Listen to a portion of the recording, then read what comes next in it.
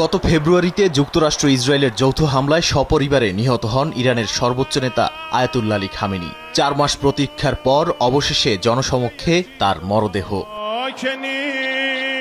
শুক্রবার তেহরানের ইমাম খোমেনি গ্র্যান্ড মোসাল্লায় নেওয়া হয় জাতীয় পতাকায় মোড়ানো তার কফিন। খামেনির পাশাপাশি একই হামলায় প্রাণ হারানো তার মেয়ে, জামাতা, পুত্রবধূ এবং 14 মাস বয়সী নাতনির কফিনও রাখা হয় সেখানে। প্রিয় নেতা ও তার স্বজনদের প্রতি শেষ শ্রদ্ধা জানাতে সকাল থেকেই মোসাল্লায় ভিড় করছেন লাখো মানুষ।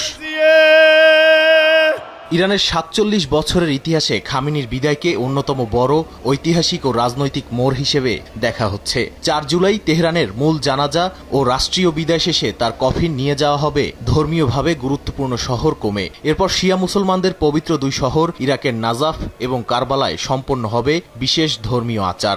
সবশেষে কফিন আবারও ইরানে এনে 9 জুলাই জন্মস্থান মাশহাদের ইমাম রেজা মাজারে চূড়ান্ত দাফন সম্পন্ন হবে খামেনির।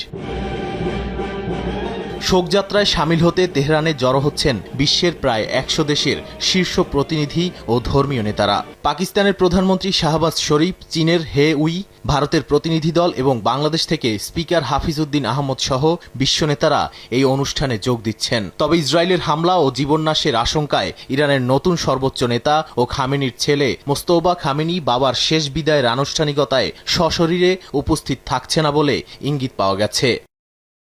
নাদিম মারজান, সময় সংবাদ।